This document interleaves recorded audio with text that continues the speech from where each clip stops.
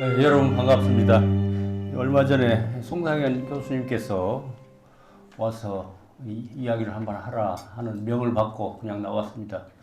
어느 분들이 모여서 어떤 성격의 이렇게 공부 모임인지 제가 아무것도 모르고 사실상 나왔습니다. 어제 우리 이원태 부회장님을 잠깐 뵐 기회가 있어서 어떤 모임이냐 그랬더니 대충 이렇게 설명을 듣고 주로 이제 내부에서 서로 돌아가면서 이렇게 이제 강연을 하는 그런 모임이라고 들었는데 외부에서 사람을 불러서 하는 경우란 것은 극히 외적이다 뭐 이렇게 들었습니다.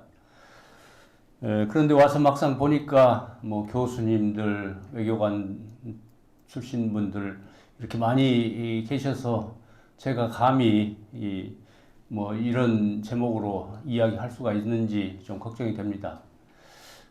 제가 금년 초에 이제 독일의 힘, 독일의 총리들이라는 책을 썼기 때문에 아마 이제 저보고 그에 관한 이야기를 좀 해라 하는 취지로 이렇게 저를 부르신 것 같습니다.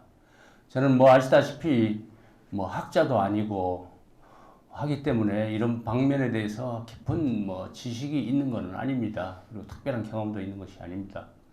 그러나 이제 국정에 관여하면서 우리 대한민국이 어느 방향으로 나아가야 될 것인가 하는 것에 대해서는 늘 나름대로 고민을 하고 이제 공직 생활을 마쳤는데 뭐 젊을 때는 이제 법관을 했으니까 법률 공부를 하고 또 독일에 가서 잠깐 법률 공부할 기회는 있었습니다만은 그래도 이제 공직을 마치면서는 조금 더 넓은 시야를 가지고 나라를 바라보는 이제 그런 감각도 생겼고 했기 때문에 제가 총리를 마친 2013년에 이제 독일에 가서 한 6개월 있으면서 나름대로 독일의 정치 시스템 그리고 통일 과정이라든지 그리고 그 사람들은 어떻게 복지 정책을 하며 사회 통합을 이루어 나가는지 하는 것에 대해서 나름대로 이제 공부를 했습니다. 그리고 돌아온 뒤에도 뭐 틈틈이 관련된 자료들을 공부를 했습니다. 그러는 가운데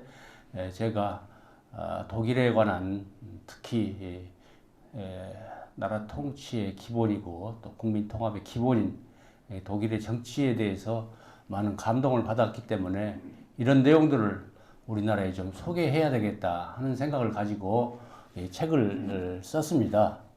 정말 이제 부끄럽고 좀 알량한 책이지만은 그러나 제 이제 제 감동이 섞여 있는 책이기 때문에 뜻있는 분들에게는 이제 공감이 될 것이다 하는 이제 그런 생각을 가지고 책을 썼습니다. 이제 그러다 보니까 이제 자꾸 이제 여기저기서 이 책에 대해서 인터뷰도 하자고 그러고 또 경우에 따라서는 국회의원들도 와서 좀 한 말씀 해달라는 이제 부탁도 받고 했습니다. 근데 제 집사람이 저한테 혼내는 게 있어요, 요즘에. 당신이 독일에 대해서 뭘 안다고 잠깐 다녀와가지고 박사학위도 받은 것도 아니고 그런데 뭘 아는 체하고 당신이 독일 전문가인 채 행세를 하느냐 하는 이야기를 가끔 듣습니다. 뭐 옳은 이야기입니다. 옳은 이야기인데 그러나 그래서 저는 그런 대목에 대해서 이렇게 이야기합니다. 나는 그래도 40여 년 공직 생활을 하고 그만큼 절실한 생각을 가지고 이제 독일 문제를 바라봤기 때문에 젊은 학자들이 공부하면서도 느끼지 못한 것을 나는 느끼는 그런 장점이 있고 그걸 또 학문적인 차원이 아닌 소박하게 서로 공감하는 차원에서 전달을 하면은 그것도 상당히 오히려 효과가 있는 거다. 그렇기 때문에 좀 양해를 해라 이렇게 제 입장을 달래고 있습니다. 네. 그러면은 이제 아까 지금 이제 수해 때문에 이제 고통을 이렇게 당하고 있는데 이 자리에서도 얼핏 이야기를 했습니다만은 이런 재난 상황이 당했을 때에 국가의 리더십, 특히 이제 대통령이나 총리나 리더십을 어떤 모습을 보여줘야 되는가 하는 것도 잠깐 생각을 해봤습니다. 그래서 독일의 경우에 보면은 5대 총리를 된 헬무트 슈미트라는 그분은 함부르크의 부시장을 하면서 1962년인가 엘베강이 넘쳐가지고 굉장히 큰 홍수가 났습니다. 홍수가 났는데 그때 정말 그 재난 관리를 정말 잘했습니다. 그때 이제 가장 이슈는 뭐냐면은 그 독일 이제 헌법에는 아마 국가적인 재난이나 국내 문제에 관련해서는 군대를 동원할 수 없도록 이런 상황이었는데 도저히 그 헌법에 맞게 해가지고는 그 재난을 수습할 수가 없다. 피해자가 말하자면 다사 생길 수밖에 없다 하는 생각을 가지고 여하튼 무리하게 그야말로 헌법에 위반하면서 군대를 동원을 해서 말하자면 수천 명의 목숨을 건지는 그런 리더십을 말하자면 보여줬습니다. 그것이 그분의 큰 정치적인 자산이 됐고 총리가 됐습니다. 그리고 2002년 그러니까 슈레더 총리의 경우에는 1998년에 총리가 되어가지고 2002년에 이제 다시 이제 재선에 도전하는데 굉장히 그 재선의 전망이 어려웠습니다. 어려웠음에도 불구하고 그 직전에 또 그 엘베강 홍수가 일어났습니다. 그런데 그때도 또 이제 장화를 신고 이제 작업복을 입고 진두지휘를 하면서 정말 깔끔하게 그 문제를 해결했습니다. 그걸 계기로 해가지고 재선에 성공을 했습니다. 물론 이제 다른 요인도 있지만 그게 이제 상당한 큰 요소를 작용을 했다. 뭐 이런. 그리고 이제 작년에도 이제 독일의 그 라인강에 큰 홍수가 오랜만에 있었지 않습니까? 그 100여 명 이상이 희생이 되고 그때 이제 총선을 앞두고 있었는데 기민당에서는 라세트라고 하는 분이 이제 어디 주지사이죠.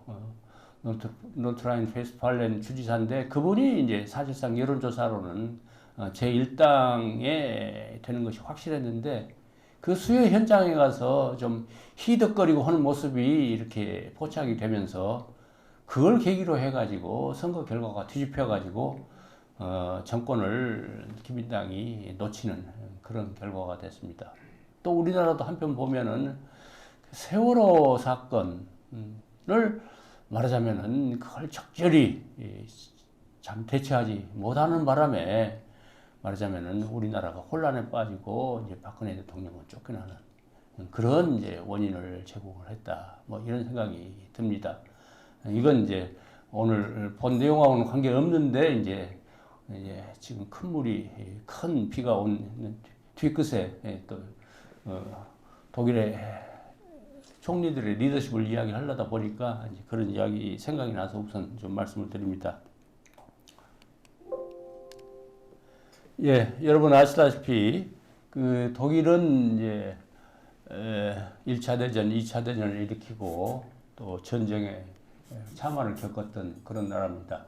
숱한 전쟁과 또 나치의 만행으로 인해서 2차 대전에 패망을 해서 국토는 분단이 되고 또 국권은 제한이 되는 그런 이제 참혹의 역사의 비극을 겪었지만은 뭐 오랜 시간이 되지 않아서 이를 극복하고 지금 현재는 역사상 최고의 평화와 번영을 구가하고 있는 나라다.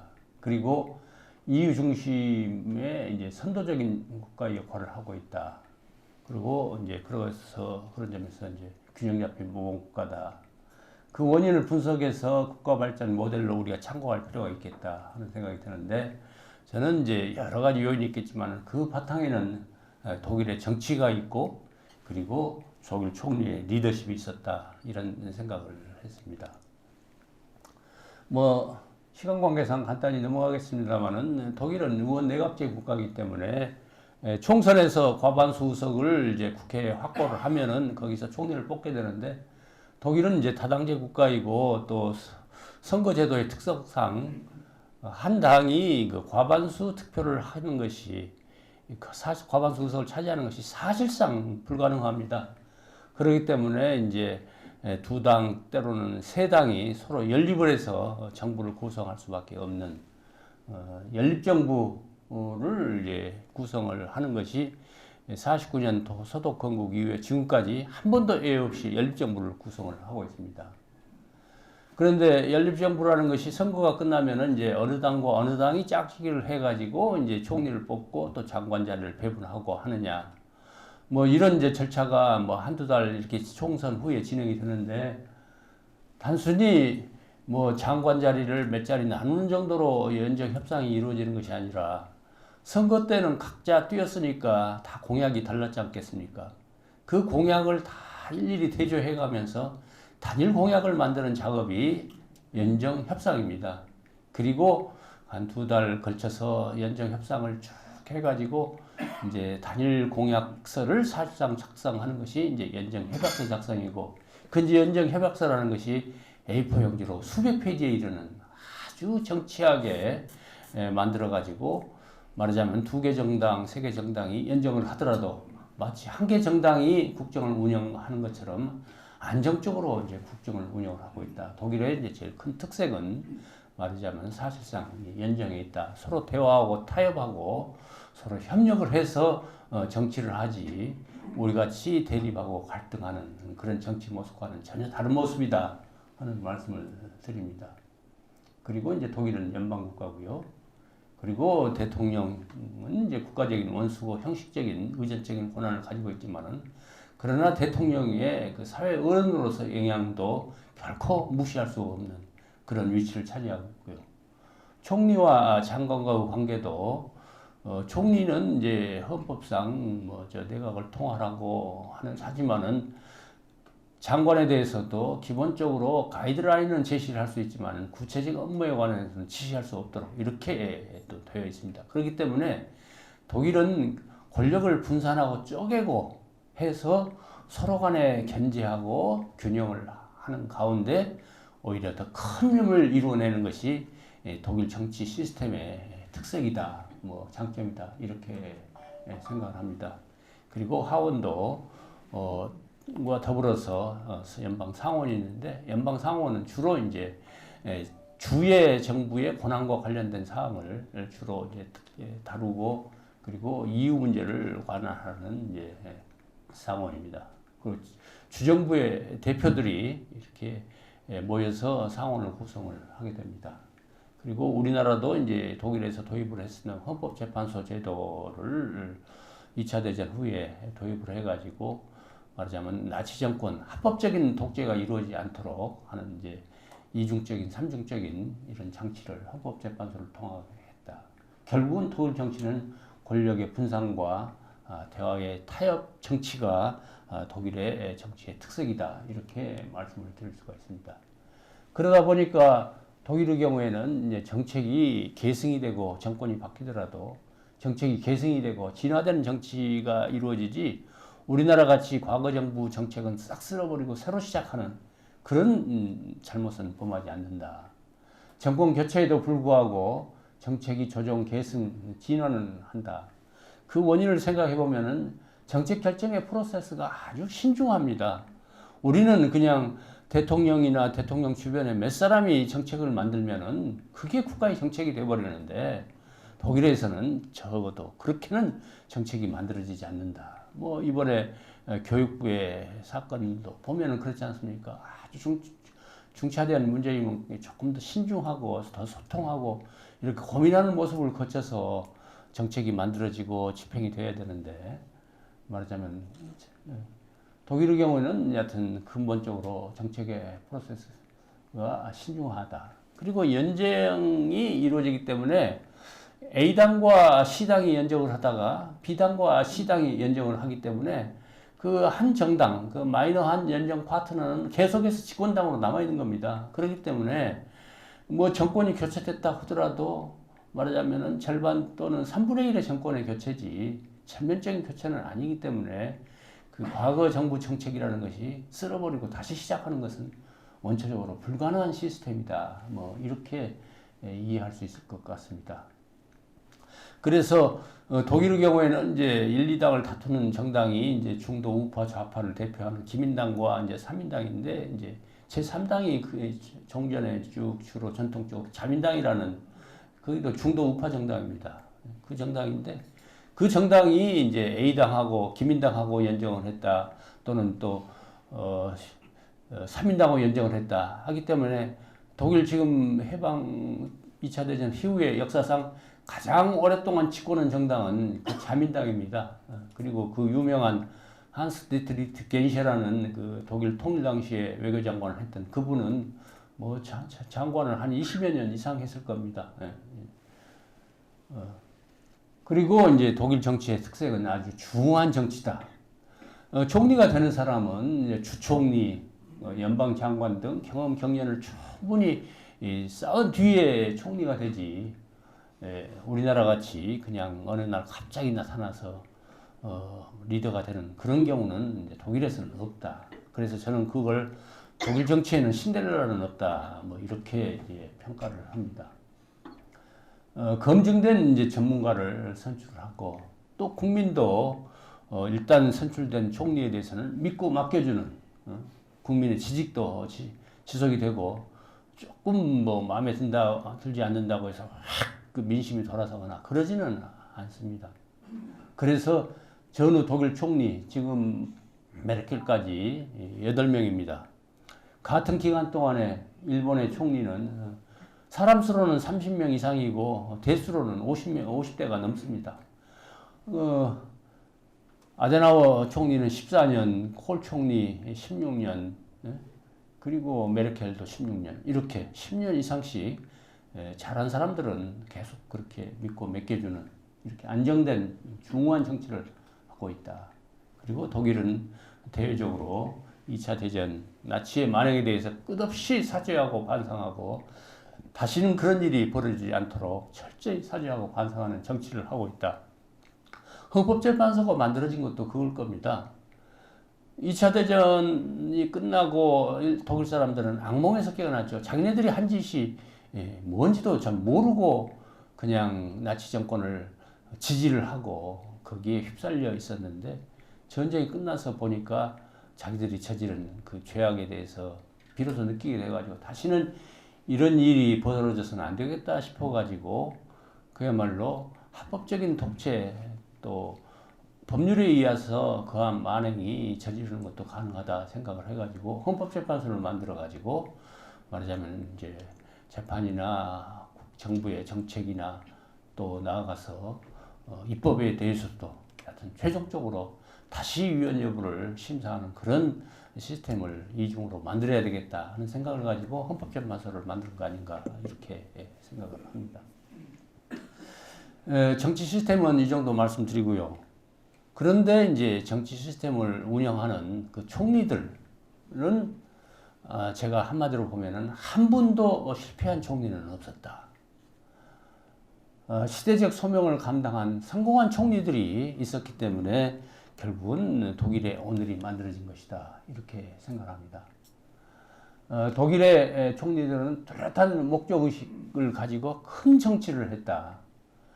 2차 대전 후에 독일의 반성과 명예회복이 그들의 이제 첫 목적이었고요.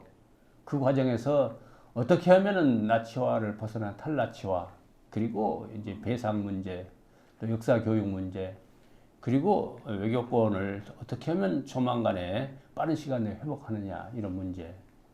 그리고 뭐 49년에 아데나워가 집권했지만 그때 외교권도 없었고 군대료도 허용이 안 됐죠. 그러나 정상 국가라면 외교권과 군대 보유가 가능해야 가능한 거기 때문에 여하튼 외교권 회복과 군대 보유를 위해서 정상국가 복귀를 위해서 그것은 이제 국제적인 신뢰를 쌓아야 가능하다는 생각을 가지고 이제 그런 노력을 기울였고요.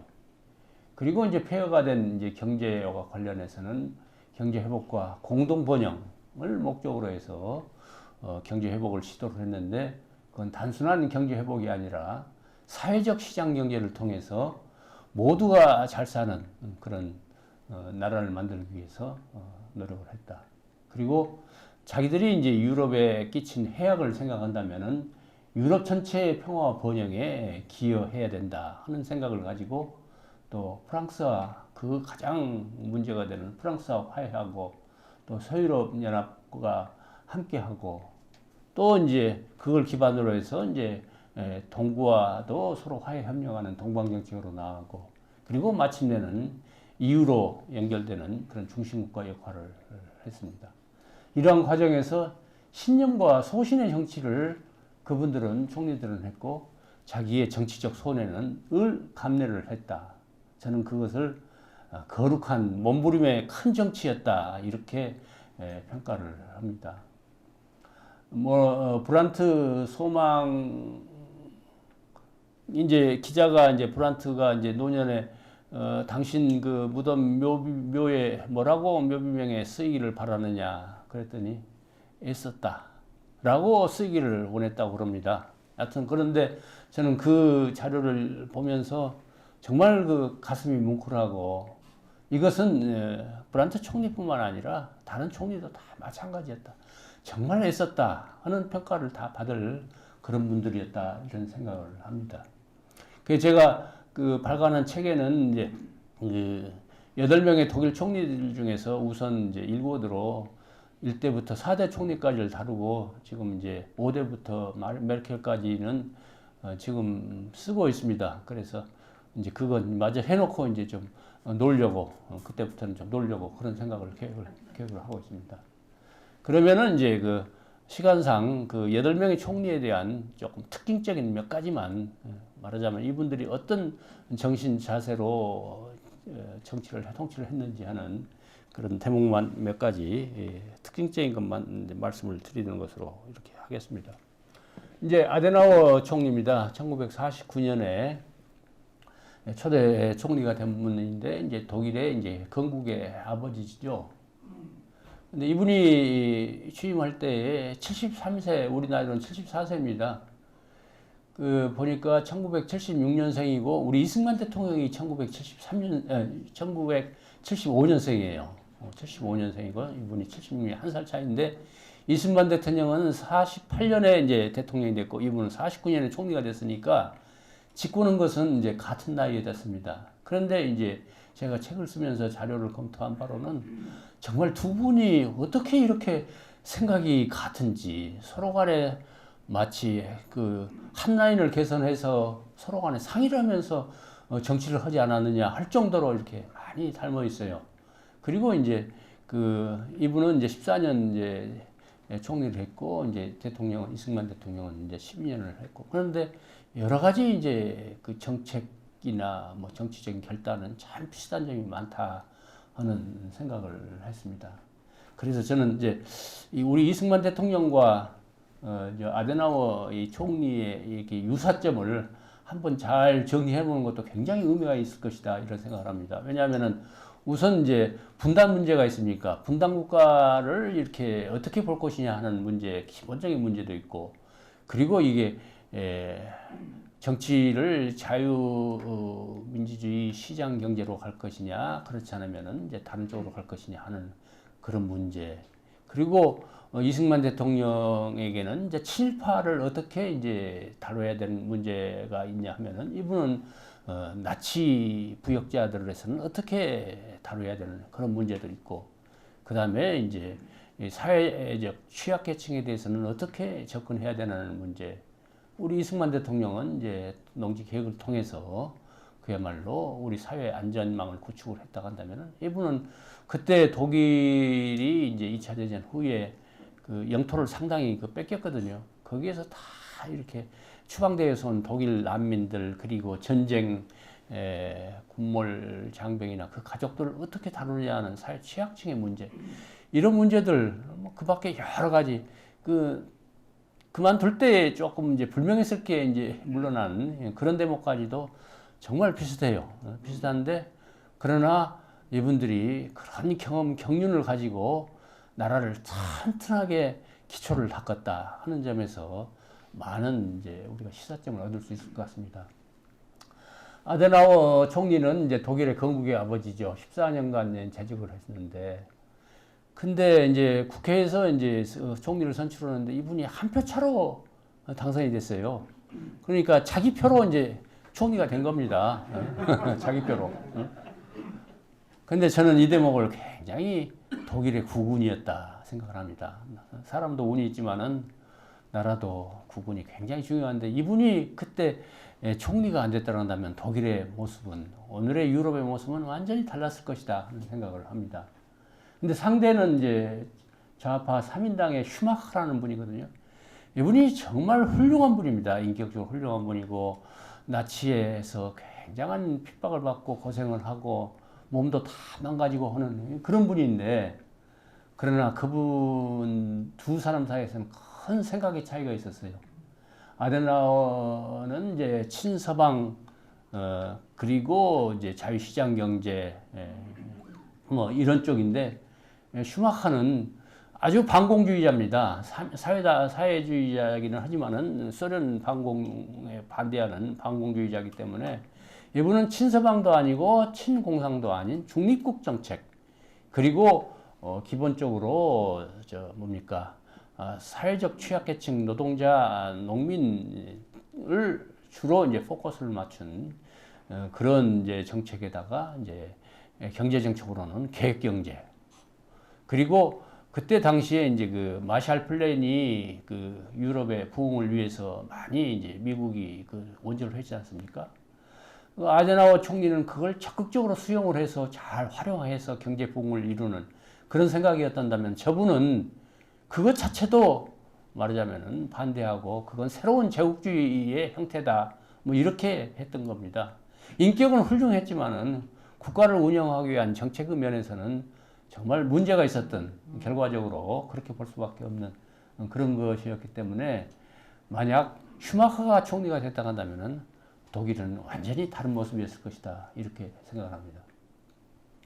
그런데 또 아데나워 총리의 또 위대한 점은, 그때 당시에 이제 경제장관이 에르하르트 장관이었는데, 그분이 이제 주로 이제 사회적 시장 경제, 사회적이라는 이제 수식어가 불어있는 시장인데, 결국은 사회적 연대를, 자유시장을 기본으로 하되, 여하튼 이제 사회적으로 서로 연대를 해서 더불어 함께 잘 사는 안전된 나라를 만들어야 되겠다는 것이 이제 에르하르트의 경제 정책이었는데, 그분의 이제 정책이고 그분의 아이디어였습니다. 교수 출신인데.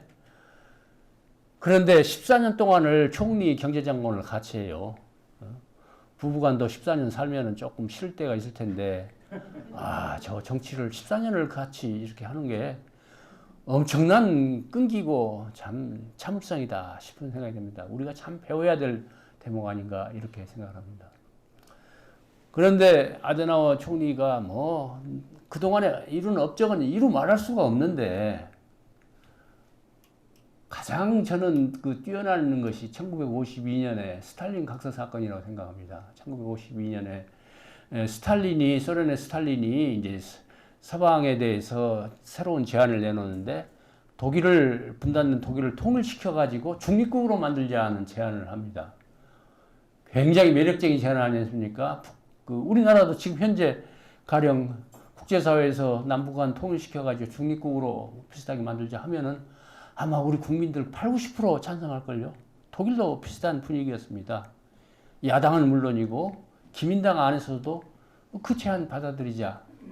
그런데 독일의 중립국 통일 방안을 스탈린이 제안했는데 3인당이나 기민당이 일부 찬동했습니다.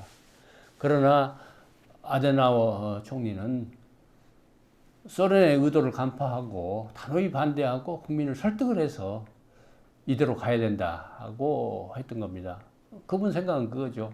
독일은 지정학적으로 통일된 국가가 된다 하더라도 그것은 소련의 영향권에 들어갈 수밖에 없다. 그리고 우리가 서방과 같이 하지 않을 때는 경제적인 부흥은 불가능하고 결국은 농업국가로 남을 가능성이 많다. 독일의 장래를 위해서. 그리고 동독이라는 것은 우리가 힘을 키우면은 저건 자연히 우리한테 흡수돼 버릴 그런 나라다. 당장의 통일에 연연하지 말자 하는 것을 가지고 국민을 설득을 해서 자기 페이스로 밀고 갔습니다. 결과가 어떻게 됐습니까? 아데나워 총리의 결과대로 다 됐지 않습니까? 이런 정치적인 비전과 해안을 가지고 국민들을 이끌어갔다. 이게 이제 아데나워 총리의 위대한 점이었다. 그리고 2대 총리가 이제 그 경제장관을 했던 에르하르트 총리입니다. 이분이 14년간 경제장관을 했고, 이분의 이제 정책이 사회적 시장 경제입니다. 모두를 위한 복지, 자유시장 경제 플러스 사회 안전화, 사회 통합, 또 포퓰리즘은 철저히 배제하고 임금은 생산성 범위 내에서만 이렇게 책정하도록 하는 이런 이제 정책을 통해서 소위 말하는 라인강의 기적을 아데나워 총리와 함께 이뤄냈다. 이렇게 기민당이 성공적인 경제 회복을 이루고 국민들이 점점 잘 살게 되고 월드컵에서도 또 우승도 하게 되고 그러니까 사회가 완전히 그냥 이렇게 통합이 되니까 3인당은 계속 쪼그라들 수밖에 없니다. 이제 그래서 3인당에서는 이대로 가가지고는 도대체 우리로서는 집권의 기회가 없겠다 하는 생각을 가지고 고데스베르크라는 데서 전당대회를 통해서 3인당의 강령을 바꾸게 됩니다. 결국은 이제 사회적 시장 경제를 받아들이고 그러니까 자유시장 경제로 가는 거죠. 그리고 친서방 정책을 그리고 노동자 농민을 상대로 하는 그런 계급정당에서 국민정당으로 이렇게 바꾸는 그런 강령을 그러니까 기민당과 3인당에서 차이가 굉장히 좁혀지는 거죠. 그러니까 대연정이 가능한 그런 정치적인 토대가 만들어집니다. 그리고 3인당이 그렇게 변화했기 때문에 통일됐을 때 동독 주민들이 말하자면은 이제 우파 독일에 대한 그런 이제 피해 의식 같은 것을 상당히 불식시키고 안심하고 통일할 수 있는 그런 기반이 됐다 이렇게 보는데 이분은 안타깝게도 이제 3년밖에 총리를 못했습니다. 못했지만은 우리 박정희 대통령이 이제 독일 방문해가지고 이제 그 고속도로 건설이라든지 우리의 이제 경제 정책을 이제 중화합 공업 이런 쪽으로 하는데 굉장한 이제 아이디어를 이분한테서 영감을 받은 것으로 하고 또 그때 당시에 케네디 정부에서는 이제 군사 정부라고 해가지고 차관 주는 것을 아주 꺼려할 때 그래도 독일에서 그 우리의 차관을 주었고 그리고 간호사 광부들을 여하튼 자기들 필요에 의해서 받았겠지만은 그러나 그걸 통해서 우리로서는 큰 이제 경제 부흥의 이제 불씨를 살릴 수 있었던 이런 이제 계기를 만들어준 우리로서는 굉장히 고마운 총리였다 이렇게 생각합니다. 그리고 이제 이분이 이제 키징거 총리라고 66년부터 69년 이제 물론 이제 기민당 총리입니다. 기민당 출신인데 이분이 최초의 대연정을 했습니다. 기민당과 3인당 간에. 예? 근데 키징거는 나치 외교부의 방송 책임자였기 때문에 나치 부역자입니다. 브란트는 그때 이제 부총리 겸 외교장관이 빌리 브란트인데 나치에 이제 저항을 해서 20살에 그냥 그 히틀러가 정권을 잡으니까 북구로 망명을 해가지고 이제 사실상 저항운동을 했던 이런 분입니다. 그러니까 우리로 보면 친일파하고 저 반친일파 항일 독립을 한 사람이 이제 총리 부총리를 하면서 연정을 했습니다. 응? 그런데 이분들이 아까 말씀드린 고데스베르크 강령에 의해서 서로 간에 정책적인 접근이 가능한 이제 그런 바탕도 있었지만은 그러나 이분들은 과거보다는 나라의 미래를 위해서 서로 협력하고 하는 데에 주안점을 두고 노력을 했습니다. 이 키징거의 별명이 걸어다니는 중재위원회였습니다. 모든 것을 서로 간에 합의하고 타협을 해서 해결을 했다. 그리고 이런 과정에서 대연정의 성과가 경계를 넘는 정책. 가령 기민당 입장에서는 정책을 바꾸고 싶거나 변화를 하고 싶어도 그 기민당의 전통이 있고 또 지지층의 눈치를 봐야 되기 때문에 함부로 이렇게 바꾸는 데는 굉장히 주저가 되는 그런 정책들이 있을 수밖에 없습니다. 그런데 대연정을 하면서 말하자면 그걸 이제 빌미로 해서 3인당도 마찬가지죠. 그렇게 해서 그런 문제들을 대연정 하에서 서로 간에 이제 해결을 해서 새로운 역사를 만들어 나가는 그런 경계를 넘는 정책 변경이 대연정에서 이제 가능하게 됐다.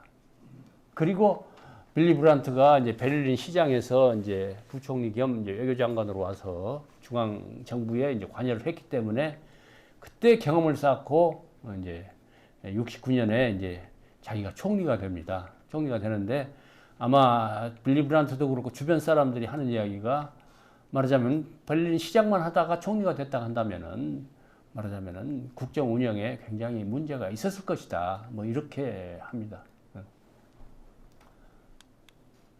그리고 이제 이분이 이제 빌리 브란트 총리입니다. 69년에 이제 비로소 삼인당이 최초로 좌파가 이제 총리가 되는 자민당과 이제 연정을 하는 이제 그런 69년에 집권을 했습니다.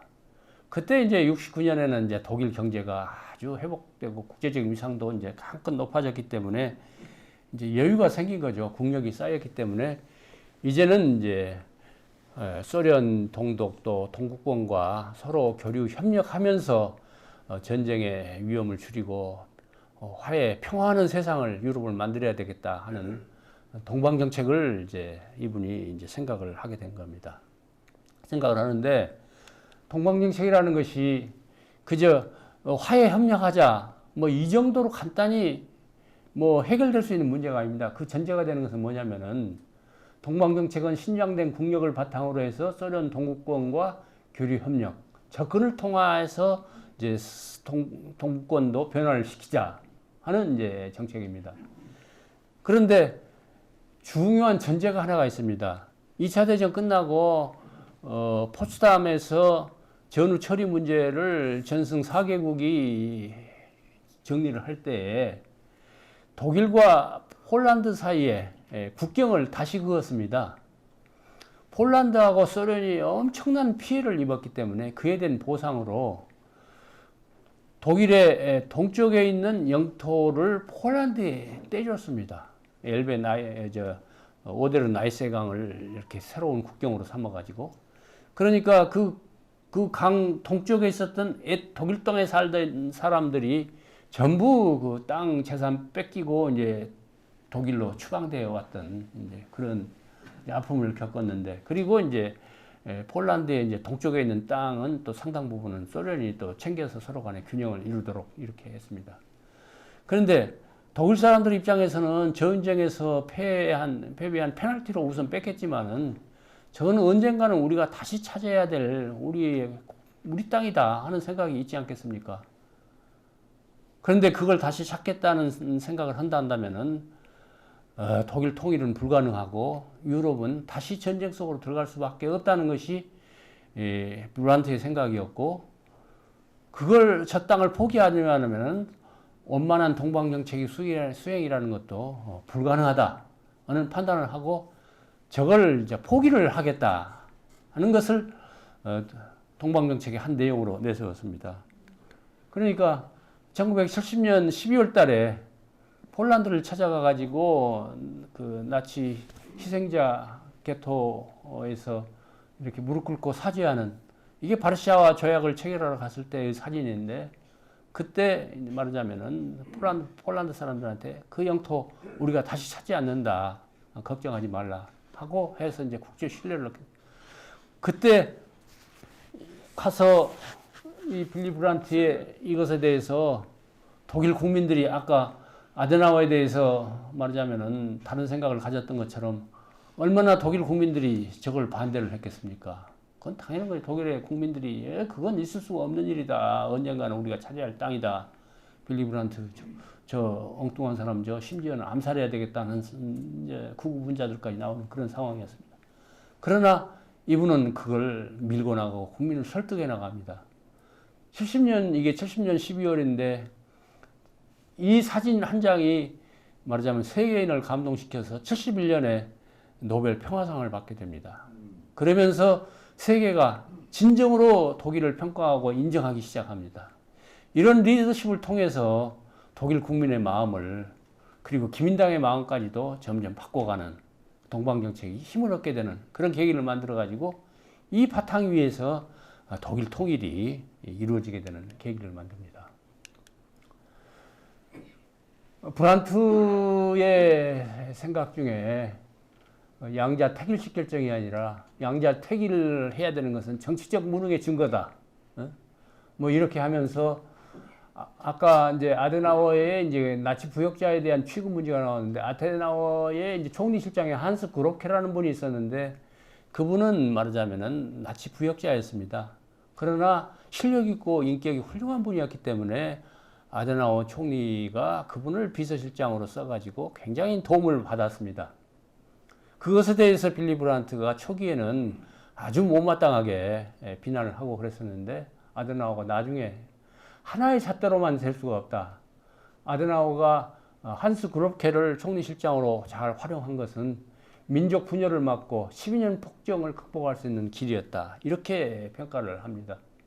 그리고 자기가 외교장관이 됐을 때도 말하자면 그와 성격이 비슷한 반대편에 있는 페데럴을 기용을 해가지고 완전히 외교부에서는 걱정이 많았죠. 좌파 베를린 시장하던 사람이 와가지고 얼마나 휘저어놓을까 이런 생각을 했는데 페데럴이라는 사람을 기용을 해가지고 외교부를 아주 실력 위주로 인사를 하면서 외교부를 안정시키는 그런 모습을 보여줬고, 그리고 나치의 군수장관을 했던 알베르트 슈페어라는 사람이 니른부르크 재판에서 20년형을 받고 1960년대 중반에 부총리 할 때 아마 석방이 됐을 겁니다. 그때 석방했을 때에 그분한테 꽃다발을 보내서 석방된 것에 대해서 축하를 하고 뭐 이런 모습을, 말하자면 브란트는 나치 정권이나 굉장한 핍박을 받고 어려움을 겪었던 분인데요. 그런데도 불구하고 이렇게 넓은 포용적인 생각을 가지고 여하튼 국정을 운영을 했다. 그리고 심지어는 그 총리실도 아데나우어가 쓰던 그 전임자들이 쓰는 총리실, 뭐 심지어는 뭐 의자, 책상, 뭐 가구 하나까지도 바꾸려고 하는 것을 전부 바꾸지 말고 그대로 놔둬라. 그렇게 하여튼 했던 분입니다. 이런 이제 모습들이 독일의 오늘을 만드는 원동력이 되지 않았나 이렇게 생각합니다. 그런데 이제 이게 3인당인데 이제 헬무트 슈미트입니다. 헬무트 슈미트는 그 브란트 총리실에 이제 동독 간첩이 하나 숨어 들어와 있어가지고 그것이 이제 밝혀지면서 그 책임을 지고 이제 물러나고 이제 슈미트가 그걸 같은 당에서 승계를 했습니다. 근데 이분도 1979년에 이분이 1974년에 총리가 됐는데 70년대 후반에 소련에서 SS-20 중거리 핵미사일을 동독 내지는 동구권에 배치를 했습니다. 그러니까 서독이나 서방에 대해서는 굉장히 위협이 되는 그런 조치였기 때문에 서독이나 서방 세계에서는 이 일을 어찌 할고 이제 대응을 어떻게 할 것이냐에 대해서 이제 의견들이 나눠졌는데 이분이 속한 3인당 평화주의 정책이기 때문에 그거 놔둬라. 그거 설마 쏘겠느냐. 뭐 이런 입장에서 평화주의자들은 그대로 놔두라는 거고. 그리고 이제 좀 우파에서는 무슨 소리냐, 우리가 적극적으로 대응을 해야지. 그런데 이분은 이제 3인당 출신이기는 하지만은 그러나 공포의 균형이 이루어지지 않는 평화는 평화가 아니다. 우리도 맞대응을 해야 된다 하는 생각을 가지고 퍼싱2 미사일을 배치하기로 이렇게 이제 주장을 합니다. 3인 당원들과 평화주의자들이 반대를 합니다. 독일 역사상 최대 규모의 반대하는 이제 데모가 벌어지고 100km 이상이 되는 인간 뛰기 그 퍼포먼스도 벌어지고 그랬습니다. 슈미트는 말하자면 자기 3인당 내지는 평화주의자들 그렇게 자기 정치 기반들이 반대함에도 불구하고 배치는 일단 해야 된다. 그리고 군비 통제 협상을 통해서 양쪽이 다 그걸 폐기하는 그런 단계로 나아가야 된다 해서 이른바 이중 결정을 합니다. 배치 결정 또 폐기 협상 결정 이 두 가지를 함께 해나가야 된다 하는 이중 결정을 합니다. 이걸로 인해서 이분은 총리의 해임 불신임을 받고 총리직을 쫓겨납니다. 그걸 감내를 하는 거죠. 자기 정치 소신에 맞게 독일의 장래를 위해서. 그리고 이제 정권이 콜로 우파로 넘어오게 됩니다. 콜이 그걸 그대로 생큐죠. 콜이 하고 싶은 정책이지 우파로서는. 그래서 콜이 그대로 승계해서 배치를 하고 협상을 통해서 1987년에 폐기를 합니다. 그러니까 슈미트의 계획대로 다 된 거예요. 예? 그리고 그것이 이제 장벽의 붕괴로까지 연결됩니다. 그리고 독일에 그때 적군파라든지 테러리스트들이 행행했는데 테러리스트에 대해서도 전혀 타협하지 않고 또 국가 안보에 대해서 확고한 제사를 가졌습니다. 그런데 말하자면은 자기 부인과 자기에 대해서는 만약 자기들이 테러에 남치돼 가지고 인질이 되더라도 말하자면 총리를 살리려고 타협을 하지 마라. 자기들 생명을 전혀 상관하지 않도록 하는 그런 이제 각서까지도 여하튼 총리실에 남겨놓도록 하는 그러한 모습을 보여줬습니다. 이제 쫓겨난 유일한 총리입니다. 불신임 받아가지고 선거에서 져서 쫓겨난 총리는 있지만은 이런 식으로 쫓겨난 총리는 유일한 사람입니다. 그러나 퇴직 후에 그 독일의 아주 시사 주간지 Die Zeit의 공동 발행인으로서 존경을 받고 96세까지 이제 사셨는데 저는 독일 총리 중에서 누가 제일 존경스럽냐 하면은 저는 다 존경스러운데 이 슈미트란 분이 정말 존경할 분이다 이렇게 생각을 합니다. 그게 참 복 있는 분이다. 그래서 내가 조선일보에 칼럼을 가끔 쓰는데 쫓겨난 총리 가장 행복했던 총리라는 제목으로 이분을 썼는데 이분이 집사람하고 부인하고 68년을 같이 해우를 했어요. 부부살이를 했어요. 68년 했으면 그건 대단한 행복 아닙니까? 근데 10살 때 초등학교 교실에서 처음 만났으니까 알고 지낸 것은 84년입니다. 참 행복했던 분이다. 뭐 이런 생각이 들고 그리고 이분이 이제 담배를 너무 좋아하기 때문에 체인 스모커니까 이분은 담배를 피지 않으면은 뭐 생각도 뭐 말도 잘 못한다 할 정도로 여하튼 그 앓고 건데 근데 이분은 독일의 현자라는 평가를 받거든요. 그러니까 독일 사회에 어떤 문제가 있으면은 이제 사람들이 이제 언론이 찾아가서 총리님 견해는 어떻습니까? 묻는 것이 이제 이분의 대상인데 텔레비에 나와서 좀 인터뷰를 좀 하는 경우에도 담배 피는 것이 허용되는 유일한 분이 이분입니다. 독일 국민들도 담배 피면서 텔레비전에 그 대담을 할 수 있도록 인정해 주는 분이 이분입니다. 참 행복한 분이었습니다. 그리고 이제 코hl 총리인데 이분이 이제 16년 동안에 중간에 이제 독일 통일을 이루었는데 이분도 이제 우파지만은 참 어떻게 보면은 뭐 190에 130kg 그러니까 몸이 뚱뚱하고 좀 둔해 보여가지고 사람들이 굉장히 좀 우습게 하는 그런 경향이 있고 비아냥을 그랬지만은 그러나 독일 총일의 기회가 왔을 때 엄청난 순발력을 발휘를 하고 리더십을 발휘해서 독일 통일을 이루었던 일입니다. 독일 통일을 이루었고 또 EU 창설의 아버지다 이렇게 16년간 재직을 했고 동방정책을 충실히 계승을 했습니다.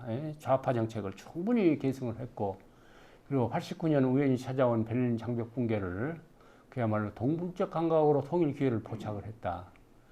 전승 4개국 미영 불소가 통일 전부 반대했죠. 그렇지만은 각국 지도자와 긴밀한 교류를 통해서 통일을 완성시켰다. 그리고 EU 조약을 체결하고 유로화를 도입하고 동권 회의를 가입시키는 EU를 아주 이제 튼튼하게 만드는 이런 분이었다. 이렇게 생각하는데 이분이 독일 통일을 이제 89년 이제 11월 9일 날 이제 베를린 장벽이 우연히 무너졌는데 통일이 된 것은 이제 90년 10월 3일입니다. 채 1년이 안 됐어요.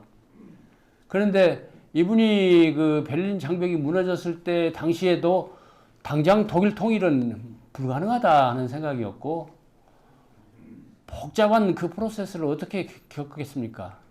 그리고 우선 미국, 영국, 프랑스, 소련이 독일 통일에 대해서 그저 평화롭게 양국이 또 독일이 이제 동독이 또 발전해서 서로 교류 협력하고 또 앞으로 EU가 서로 통합되는 그 과정에서 자연스럽게 통일된 것과 마찬가지의 결과가 될 테니까 뭐 독일 통일의 필요성을 서독 사람도 안 느끼고 뭐 나름대로 뭐 현상 유지를 해가면서 이제 개선해 나가는 것으로 이렇게 생각을 했는데 동독 국민들이 안 되겠다 우리 통일하자 이렇게 나오는 바람에 통일의 길로 갈 수밖에 없었습니다.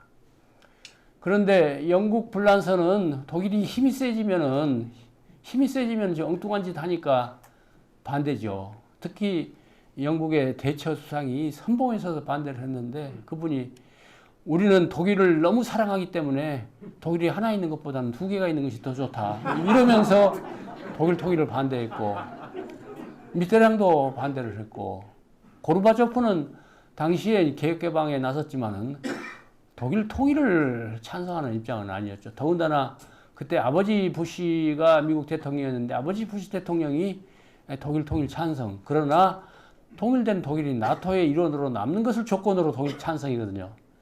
그 조건을 고르바초프가 받을 수는 없죠. 그 어려운 상황을 말하자면 그 짧은 시간 동안에 겐시와 코홀이 그야말로 몸부림을 치면서 해결을 해냅니다. 그리고 이게 1990년 7월 달에 이제 최종적으로 고르바초프를 찾아가 가지고 나토 가입한 상태에서 그 통일을 하는 것을 오케이를 받아내는 이런 이제 코카사스 별장에서 장면입니다. 오른쪽이 이제 콜 총리고 건너편이 겐시어 외상이고 가운데가 고르바초프입니다. 저는 이 사진을 한 장을 이렇게 올린 것은 정말 정치라는 것은 정치인이 얼마나 저 행복했을까 저 순간 저 생각을 보면은 저 사진을 보면은 그 생각이 듭니다. 정치는 정말 저런 맛에 하는 거겠구나 하는 생각이 듭니다. 그 다음에 이제 콜 총리에서 이제 1998년에 게르하르트 슈레더 총리 이제 좌파 이제 3인당으로 넘어갑니다. 이분은 부인이 한국 분이죠. 지금 이제 여러분이 잘 아시는 분이고 한국에 잘 오시는데 이분은 이제 독일이 이제 통일 후유증을 많이 겪게 됐습니다. 경제적으로 특히 동독이 상당히 괜찮은 줄 알았는데 경제적으로 통일을 해놓고 보니까 빈 깡통이었습니다. 그렇기 때문에 전혀 예상받지 않은 예상밖에 이제 어려움을 겪게 되니까 독일 경제가 그냥 그것 때문에 휘청거리는 이런 상황이 됐기 때문에 하여튼 새로운 개혁을 하지 않고는 이제 독일이 이제 유럽의 병자 꼴을 모면한다 이런 생각을 가지고 포괄적 사회노동 개혁 그 유명한 아젠다 2010 하르츠 개혁을 이분이 이제 시행을 하는 겁니다. 그 개혁 내용이라는 것이 결국은 노동시장을 유연화 해고를 좀 자유롭게 해서 기업이 자유롭게 활동할 수 있도록 해주자.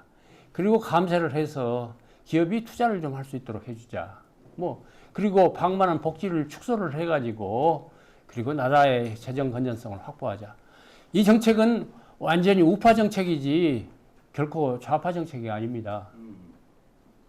그렇기 때문에 그 결과로 3인당 지지층은 다 이탈되고, 선거에서는 패배를 합니다. 그러나, 결국은 이제 메르켈이 그걸 이제 정권을 승계받아가지고 이 사람이 만들어 놓은 개혁 정책에 덕으로 독일 경제는 다시 살아나기 시작을 했습니다. 그래서 유럽의 병자에서 유럽의 성장 엔진으로 바꾸는 계기가 됐는데 이분이 이제 그런 역할을 했었다. 제가 총리할 때 이분이 이제 한국을 방문해가지고 그때는 이제 야인이죠. 저희 총리실에 한번 들렸어요. 들렸는데 아마 제가 독일에서 예전에 공부한 일이 있다 그러니까 한번 이렇게 만나서 인사를 하러 이제 독일 대사가 모시고 왔더라고요. 그래서 그때 제가 물었습니다. 이런저런 이야기하면서 아젠다 2010에 대해서 이야기를 하면서도 독일 정치가로서의 가장 중요한 덕목은 무엇입니까? 하고 물었더니 어떤 정책을 수립을 해서 그걸 시행을 해서 효과가 나기까지는 상당한 시간이 걸리는데 시간적 갭이 있는데 그 안에 선거가 있으면 선거에 실패할 가능성이 있는데 그런 경우에 선거의 실패를 감내할 것이냐 그렇지 않으면 그 정책을 보류를 할 것이냐 이 고민이 가장 정치인으로서는 심각한 고민이 될 수가 있는데 그런 경우에는 국익을 위해서 자기 선거 실패를 감내하는 것이 정치의 덕목이다 뭐 이런 이제 말씀을 하는 것을 듣고 제가 그 말에 이제 감동을 해서 그 이제 총리실 계정에 그 페이스북에다가 그런 이야기를 좀 쓰고 했습니다. 우리 사회에 큰 영향을 줬던 그런 이제 말씀이다 이렇게 생각을 합니다. 예, 메르켈은 그만두고 하여튼 이제 슈레더까지만 이렇게 말씀을 하고 마치겠습니다. 네, 네 감사합니다.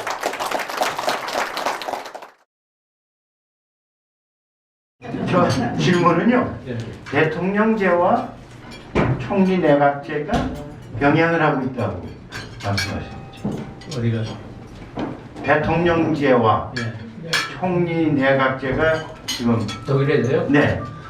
독일은 의원 내각제 국가죠. 근데 총리는 이제 국가 원수고 네. 주로 의전만 이제 의례적인 그런 일을 주로 하니까 이제 사실상 실권은 없습니다. 없는데 그거만 제가 좀 듣고 싶어서요. 어떻게 그 권력의 뭐 이렇게 의무와 역할, 그 분배를 어떻게 잘 진행이 되시나?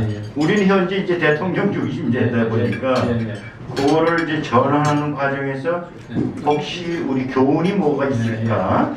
독일의 그 어떤 사례 그런 걸 좀 듣고 싶습니다. 그러니까 의원내가 그러니까 이제 총리가 이제 주로 정부의 이제 수반으로서 모든 이제 실질적인 권한은 이제 행사를 하는데 대통령은 이제 국가의 원수로서 국가를 대표하는 이런 역할을 하고 그리고 이제 형식적인 권한이지만은 이제 총리를 이제 의원에서 하원에서 선출이 되면은 임명하고 뭐 또 경우에 따라서는 의회를 또 경우에 헌법에 정해진 절차에 따라서 해산하고 이런 형식적인 권한을 행사합니다. 그런데 그러니까 대통령은 실권이 없습니다. 다만 대통령은 그야말로 그 국민들이 가장 그 존경할 수 있는 그 시대에 존경할 수 있는 분을 선출을 합니다. 가령 예를 들면은 물론 이제 정치인 했던 분들이 주로 이제 대통령으로 선출이 되기는 하지만은 그리고 연정 협상을 하면서 서로 간에 이제 타협을 해서 되기는 하지만은 그러나 예를 들어서 그 메르켈 총리 때 가욱 대통령이라는 분은 동독의 그 목사입니다. 그분은 아무 정치적인 경험이나 뭐 그런 것이 없어요. 그러나 그분은 굉장히 국민들의 존경을 받고 인품이 훌륭했기 때문에 그분을 대통령으로 모셨어요. 모셨고 한 것처럼 독일 대통령은 일단 국민들로부터 총리보다도 어떤 의미에서는 더 존경을 받는 이런 분들이고 하기 때문에 총리가 또 아마 의례적으로 일정 기간마다 이렇게 국정에 대해서 보고를 하도록 되어 있습니다. 예. 이게 일본의 천황 비슷한 겁니다. 예? 그렇게 해서 보고를 하고 하면은 거기에서 이제 대통령이 코멘트를 한다든지 또 사회적인 이슈가 생겨가지고 크게 혼란스러울 때 대통령이 내는 한 말씀이 하나의 지침이 된다든지 하는 그런 식으로 사회적인 콘센서스가 이루어져 있는 직책이 이제 독일의 대통령이다. 뭐 이렇게 이해하시면 되고, 예. 우리나라에서도 많은 사람들이 대통령 중심제 권력 집중됐으니 권력 좀 분산시키자. 그래서 현역 의원들이 가장 바라는 게 내각제를 좀 하자. 이런 얘기를 하는데 내각제를 하려면 제 소견으로서는 말하자면 정치적인 그 수비랄까 그런 거 상당히 독일같이 업그레이드 돼야 될 텐데 우리 현실을 보면 이렇게 누구 밑에 줄 서는 거지 무슨 정책이나 이념 따라가는 게 아니지 않느냐. 그렇다면 과연 내각제 들고 갔냐 하는데 어쨌든 의원들은 내각제를 선호하고 있는데 총리님께 보실 때 우리나라 내각제가 풀이될 수 있다고 보시는지 지금 우리 국민들의 그 성향이라든지 우리 정치 환경을 볼 때 어떻게 판단하시는지 한번 여쭤보겠습니다. 이제 그 권력 구조에 관해서는 대통령 중심제 또 내각 책임제 그리고 이제 이원 집정구제 큰 카테고리로 한 세 개를 놓고 생각해 볼 수 있지 않겠습니까? 그런데 지금 대통령 중심제는 우리 현실에서 최악이다. 저는 이렇게 생각을 합니다. 그래서 제왕적 대통령제가 되어가지고 우리 사회의 모든 혼란이나 이런 대목은 지금 우리 대통령 중심제를 바꾸지 않으면 안 된다. 그렇기 때문에 내각 책임제가 반드시 우리가 잘할 수 있을 것이다 해서 내각 책임제를 하자는 주장보다도 우선 정말 안 되는 것부터 제껴놓고 선택지를 좁혀가자 하는 생각이 제 생각입니다. 그런 각도에서 대통령 중심제는 우리가 빨리 이건 폐지를 해야 된다. 지금 현재의 대통령 중심제는 폐지를 해야 된다.